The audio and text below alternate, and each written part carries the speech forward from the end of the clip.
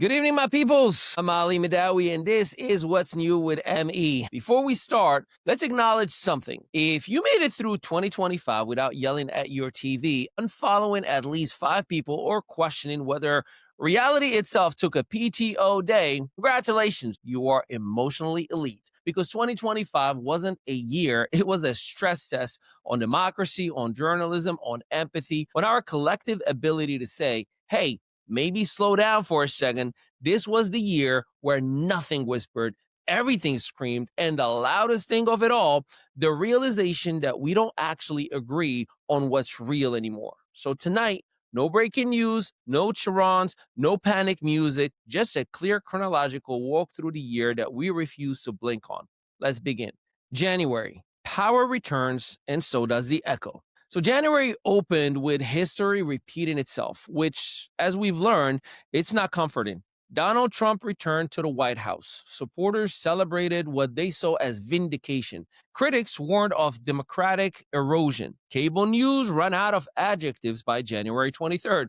But here is the underreported truth. The shock wasn't that Trump returned. The shock was how quickly the country snapped back into survival mode.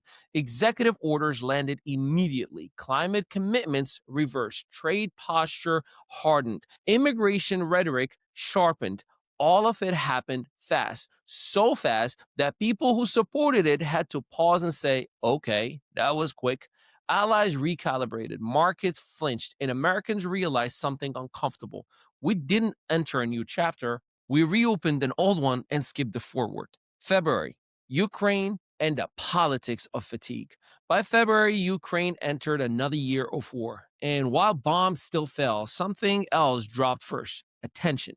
This is what war fatigue looks like. Not peace, not resolution, just fewer headlines. Aid packages became arguments. Arguments became delays. Delays became policy.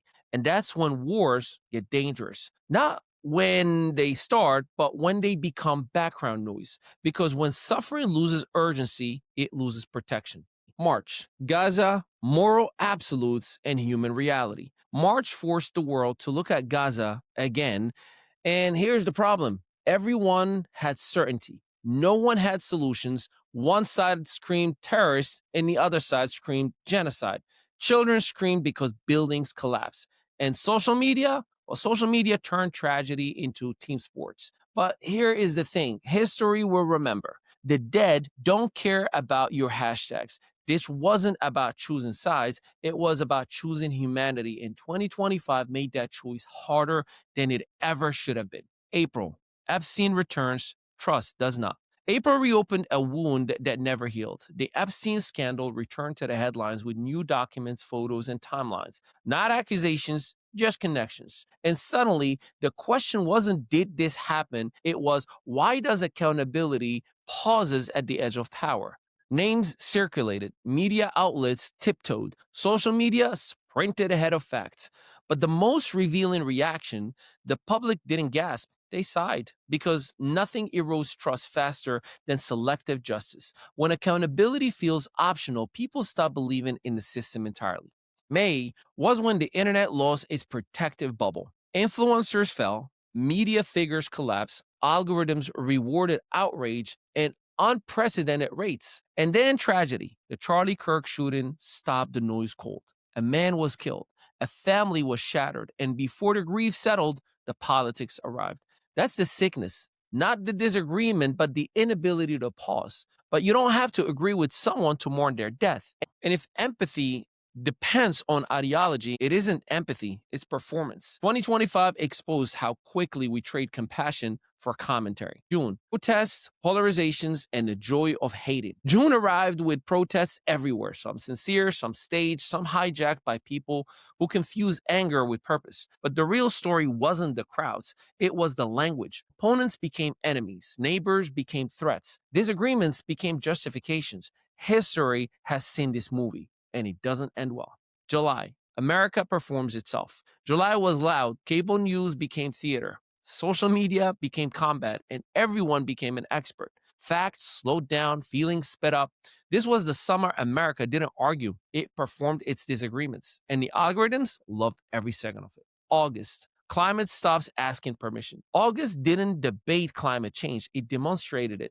Wildfires erased communities, floods displaced families, heat waves stressed systems that were already fragile. And while politicians debate causes, insurance companies made adjustments quietly. That was what made climate change real. Not in speeches, but in deductibles. September. AI arrives, ready or not. September marked the moments AI stopped being a conversation and became infrastructure. Jobs shifted, content exploded, truth became harder to verify. The question stopped being, is this dangerous? And it became, who is responsible and when it goes wrong. October, faith, symbolism, and a surprise. October delivered a shock, an American Pope. Some saw hope, some saw politics, some saw a cultural moment bigger than ideology. In a year obsessed with data, faith returned to the conversation, not as dogma, but as grounding. November, elections and lack of confidence.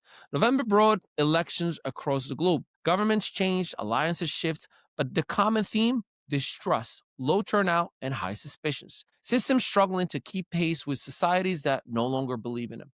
So here we are in December. Ukraine still bleeds. Gaza still mourns. Epstein questions still linger. Charlie Kirk's family still grieves. Diddy exposed Hollywood, does what it wants, and gets away with it for decades. And America still talking, still divided, and still searching. So the real story of 2025?